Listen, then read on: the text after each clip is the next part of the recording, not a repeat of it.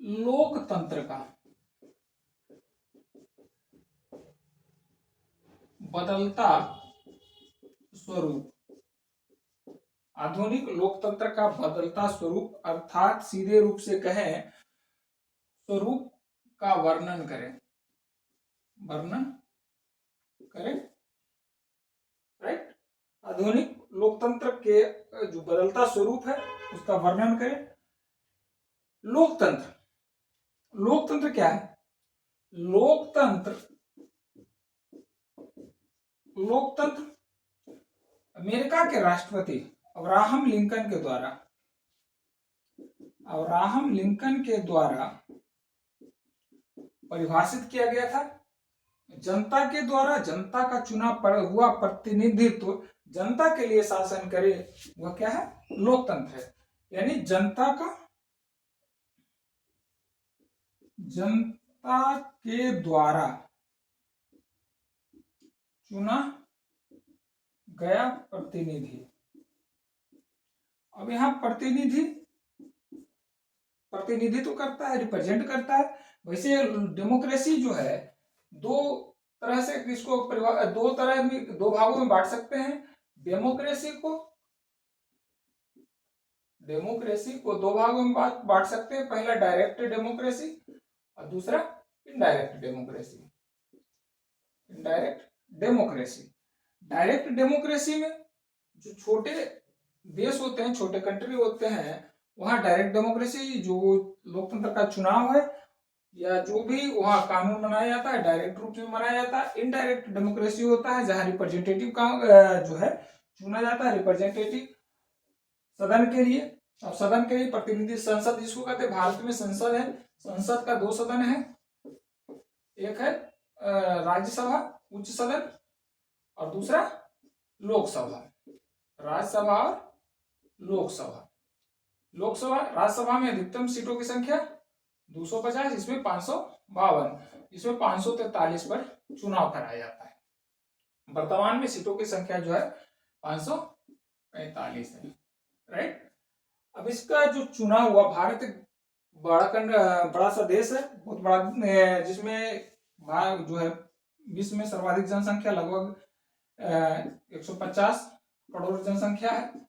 अब इतने करोड़ जनसंख्या में डायरेक्ट डेमोक्रेसी तो लागू हो नहीं सकता, इसलिए इनडायरेक्ट डेमोक्रेसी लागू है। क्वेश्चन यहां है कि लोकतंत्र का बदलता स्वरूप, डायरेक्ट डेमोक्रेसी रिप्रेजेंट कर रहा है जनता का चुना हुआ प्रतिनिधित्व, ये जो है प्रतिनिधित्व काम कर रहा है। अब देखिए इसका बदलता स्वरूप क्या है। पहले पॉइंट देखिए, लोकतंत्र में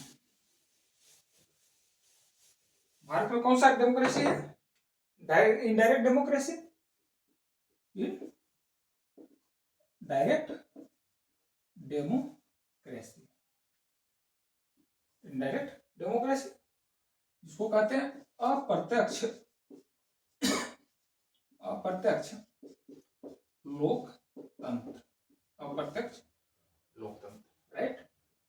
अप्रत्यक्ष लोकतंत्र, इनडायरेक्ट डेमोक्रेसी। अप्रत्यक्ष लोकतंत्र में क्या होता है, यहां जो है संसदीय क्षेत्र में बांटा जाता है, केंद्रीय स्तर पर संसदीय क्षेत्र में बांटा जाता है, और संसदीय क्षेत्र में जो होता है चुनाव होता है, और चुनाव में जनता के प्रतिनिधि भाग लेते हैं, भाग लेते हैं। जनता के प्रतिनिधि भाग लेते हैं। चुनावी प्रक्रिया, अब चुनावी प्रक्रिया होता है चुनाव आयोग के द्वारा, चुनाव आयोग के द्वारा किया जाता है। यहाँ जो लोकतंत्र की व्यवस्था है बहुदलीय लोकतंत्र की व्यवस्था है। यहाँ का जो लोकतंत्र की व्यवस्था है बहुदलीय, बहुदलीय, जबकि अमेरिका में लोकतंत्र है द्विदलीय, दो party system, two party system America में है। अमेरिका में, इंग्लैंड में भी टू पार्टी सिस्टम है। चाइना में वन पार्टी सिस्टम है, वन पार्टी सिस्टम। जबकि भारत में बहुदलीय बहुत सारे जो है दल इसमें भाग लेते हैं। पहले क्या था, जब चुनावी भारत आजाद हुआ, भारत कब आजाद हुआ, 15 अगस्त 1947 को आजाद हुआ। उसके बाद 1952 में पहला आम चुनाव कराया गया। 1952 से 1965 तक 1965 तक का जो सिस्टम था, इसको कह सकते हैं one party system. One party system India में भी था। बदल रहा है स्वरूप। पहले लोकतंत्र व्यवस्था चालू हुआ भारत में, कहा गया बहुदलीय व्यवस्था, बिल्कुल राइट, बहुदलीय व्यवस्था है, बहुत सारे जो है दल चुनाव में लेते हैं। लेकिन यहाँ जो था वन पार्टी सिस्टम, इसलिए कह सकते हैं कि यहाँ जो सरकार बनती थी सिर्फ कांग्रेस पार्टी की सरकार, कोई दूसरा आता नहीं था। पहली बार जो है 1972 में जनता पार्टी की सरकार बनी, यानी 1971 तक कह सकते हैं, 1972 तक जनता पार्टी की सरकार बनी पहली बार। 72 के बाद तो जनता पार्टी वन पार्टी सिस्टम। अब इस चुनाव प्रक्रिया में वन पार्टी सिस्टम हो गया। उसके बाद जो है भारत में छोटे छोटे जो क्षेत्रीय दल बने। क्षेत्रीय दल के में जो चुनावी प्रक्रिया हुआ, चुनावी प्रक्रिया के बाद जो सरकार का गठन हुआ। अब ये देखिए इसका लोकतंत्र का बदलता स्वरूप, लोकतंत्र का बदलता स्वरूप सीधे डायरेक्ट से है कि यहाँ जो दो सिस्टम पूरी तरह से लागू हो रहा है। एक जो व्यवस्था इसका जो बदल रहा है लोकतंत्र का, एक राजतंत्र का रूप ले रहा है, एक राजतंत्र का रूप ले रहा है। और दूसरा जो है आज का जो इसका बदलता हुआ सिस्टम है लोकतंत्र का, यह राजतंत्र का रूप ले रहा है भारत में, राजतंत्र का रूप ले रहा है। और दूसरा जो है धनतंत्र का रूप ले रहा है, धनतंत्र का रूप ले रहा है। राइट, बहुत इंपॉर्टेंट है कि लोकतंत्र का जो स्वरूप है वह बदल करके राजतंत्र में हो रहा है और धनतंत्र में हो रहा है, डेमोक्रेसी और राजतंत्र। अब राजतंत्र कैसे हो रहा है, राजतंत्र में क्या होता था, राजतंत्र में होता था राजा का बेटा राजा होता था, राजा का बेटा राजा होता था, बिल्कुल राजतंत्र में राजा का बेटा राजा होता था। राजा का जो शासन होता था, जो राजा कह दिया वही शासन हो। भारत की जनसंख्या 150 करोड़, लगभग 1.5 अरब जनसंख्या है भारत का। जनसंख्या 1.5 अरब, सब सर्वाधिक जनसंख्या वाला देश। दूसरे नंबर पे चाइना आता है, पहले चाइना था और अब जो है भारत। अब देखो राजा का बेटा राजा बन रहा है। आधुनिक लोकतंत्र में जो भारत का लोकतंत्र है वो राजतंत्र के रूप में बदलता स्वरूप है। अब यहाँ राजतंत्र है, अब राजतंत्र में चुनावी प्रक्रिया में भाग लेता है। चुनावी जो भारत का लोकतंत्र है उसमें चुनावी प्रक्रिया होता है, जो है अप्रत्यक्ष लोकतंत्र है, उसके लिए प्रतिनिधि चुना जाता है। अब देखो राजतंत्र में क्या है, प्रतिनिधि चुना नहीं जाता है, लेकिन इसका जो स्वरूप है राजा का बेटा राजा। अब यहाँ कांग्रेस की पार्टी है, कांग्रेस की पार्टी, सिंपल सी बात है। कांग्रेस की पार्टी में प्रथम प्रधानमंत्री कौन बने, जवाहरलाल नेहरू जी बने, जवाहरलाल नेहरू। उसके बाद इनकी पुत्री का नाम क्या था, सब जानते हैं, आयरन लेडी के रूप में इंदिरा गांधी, इंदिरा गांधी जी। ऊपर देखो, इसको देखो राजतंत्र के रूप में कैसे बदल रहा है।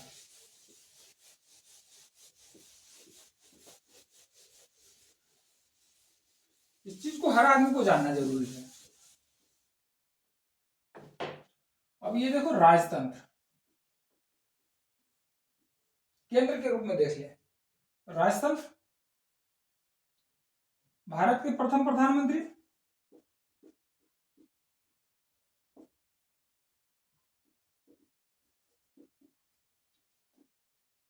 जवाहरलाल नेहरू जी। नेहरू। उसके बाद इंदिरा गांधी। उसके बाद राजीव गांधी। उसके बाद कांग्रेस के अध्यक्ष बनी सोनिया गांधी। उसके बाद राहुल गांधी। यहां तक प्रधानमंत्री के रूप में काम किए। अभी तक इनका जो है प्रधानमंत्री, लेकिन पार्टी का जो सर्वे सर्वा है ये है। चुनाव में यही भाग लेंगे और जो है प्रधानमंत्री का राजा का जो दावेदार है ये है। राजतंत्र का रूप, राजा का बेटा राजा होगा। स्टेट में देख लो, भारत का यह जो है, भारत का जो संपूर्ण लोकतंत्र है उत्तर प्रदेश पर आधारित है, उत्तर प्रदेश पर टिकी रहती है। उत्तर प्रदेश में देख लो, माननीय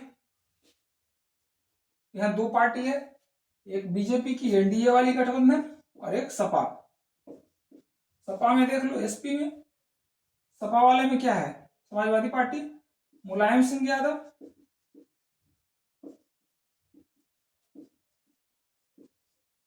मुलायम सिंह यादव इसका जो चुनाव लड़ रही है प्रतिनिधि, प्रियंका गांधी भी चुनाव लड़ रही है। राजतंत्र है, चुनाव वही लड़ रहा है जो राजा का बेटा है, प्रियंका गांधी। यहां मुलायम सिंह यादव जी थे, मुख्यमंत्री बने। इनका भाई शिवपाल यादव, भाई साहब भी चुनाव लड़े, इन्हीं के खानदान का, राजा का बेटा राजकुमार वाला ही है, इनके भाई साहब हैं। इसका बेटा अखिलेश यादव मुख्यमंत्री भी रहे, अखिलेश यादव जी। फिर इसकी जो पत्नी है डिम्पल यादव जी, शिवपाल यादव जी का बेटा भी जो है चुनाव लड़ा। यानी पूरा खानदान जो है, राजा का बेटा प्रतिनिधित्व वही कर रहा है कि मैं ही प्रतिनिधित्व करूंगा। जो जनता का आम जनता है, 150 करोड़ में जो सबसे ज्यादा योग्य है वो मेरे परिवार का ही है, चाहे योग्य हो अथवा ना हो। राजा तंत्र में भी क्या होता था, योग्य हो या ना हो राजा वही बनता था जो राज खानदान से बिलोंग करता है। उसी तरह से आधुनिक लोकतंत्र राजतंत्र के रूप में है कि राजा चुनाव या सत्ता में वही जाएगा या सत्ता का भागीदार वही बनेगा जो इस राजतंत्र का हिस्सा हो, जो उस घराने का हिस्सा हो, तभी बनेगा। या देख लीजिए बिहार में, बिहार में ही देख लीजिए, बिहार में, उड़ीसा में, हर जगह देख लीजिए, लालू प्रसाद यादव, लालू प्रसाद, इनकी पत्नी राबड़ी देवी बनी, इनकी बेटी मीसा भारती, मीसा भारती, बेटा तेजस्वी यादव, तेज प्रताप यादव, तेज प्रताप यादव चुनाव में वही भाग ले रहा है जो उस खानदान के आसपास है या आसपास बिलोंग कर रहा है। रामविलास पासवान बिहार का, रामविलास पासवान चाहे योग हो या ना हो, रामविलास पासवान बने। उसके बाद बेटा बना, इसका रामविलास जी का भाई बना। यानी जो आधुनिक लोकतंत्र है वो राजतंत्र के इर्द गिर्द घूम रहा है। जनता का प्रतिनिधित्व, यानी जनता के लिए जो प्रतिनिधित्व है, 150 करोड़ की जनता का प्रतिनिधित्व संसद में, लोकसभा में 543, यानी 150 करोड़ की जनता में जो ये 543 है, 543 में 99% ऐसे लोग हैं, 99 इसको नहीं कह सकते या इसको हटा दो, 99 की जगह 50% कर दो या 50%, 99 कुछ और है। 50% जो है ऐसे हैं जो राजतंत्र के आसपास या राजतंत्र के इर्द गिर्द घूमता है। उसका बाप है तो बेटा बनेगा, भाई बनेगा, यानी जो इस चीज को है इस इर्द गिर्द, इसके इर्द गिर्द घूमेगा। उड़ीसा में पटनायक, हरियाणा में देख लो, पंजाब में देख लो प्रकाश सिंह बादल, सुखबीर बादल, उनकी पत्नी, वही चल रहा है। हर जगह जो है राजतंत्र का स्वरूप जो है धीरे धीरे लोकतंत्र में घुसता जा रहा है। यानी जो आधुनिक लोकतंत्र है, प्योर लोकतंत्र, यानी जो है शुद्ध लोकतंत्र के रूप में नहीं मानेंगे। लोकतंत्र शुद्ध लोकतंत्र नहीं कहा जा सकता है, ठीक है। उसके बाद जो कुछ सीटें बच जाती है, राजतंत्र के बाद राजघराने से जो सीट बच जाता है, वो सीट आता है जो धनतंत्र के रूप में विकास कर रहा है, यानी धनतंत्र की ओर अग्रसर कर रहा है, धनतंत्र की ओर, धनतंत्र को बढ़ावा दे रहा है। अब धनतंत्र को बढ़ावा कैसे दे रहा है? 150 करोड़ की जनसंख्या है भारत की, 150 करोड़ की जनसंख्या है, 543 सीटों पर चुनाव होता है। कहा? लोकसभा में, लोकसभा में 543 सीटों पर, यानी 543 सदस्य में अब इसका जो 150 करोड़ की जनता में ये 543 सदस्य ऐसे होते हैं जिसमें 99% जो होते हैं वो अरबपति करोड़पति होते हैं, करोड़ों के मालिक होते हैं। 99%, 99% जो है, जो जनता के लिए 150 करोड़ की जनता है, जिसमें 140 करोड़ जनता, 140 करोड़ जनता ऐसा है जो बिलो को, जो मध्य वर्गीय है या निम्न वर्गीय है, और इसको चुनाव से कोई मतलब नहीं है, क्योंकि इसके पास चुनावी खर्च के लिए पैसे नहीं हैं।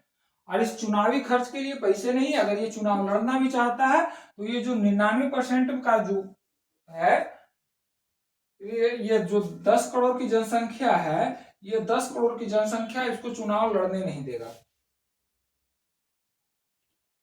ये प्रतिनिधित्व 150 करोड़ की जनसंख्या प्रतिनिधित्व नहीं करेगी, और ये 150 करोड़ की जनसंख्या का जो प्रतिनिधित्व करता है, ये 10 करोड़ के लोगों में जो है वही करता है, जो करोड़पति होता है। सीटों का बंटवारा होता है, सीटों का जो वितरण होता है पार्टियों के द्वारा, या तो पार्टी फंड के नाम से पैसे लिया जाता है,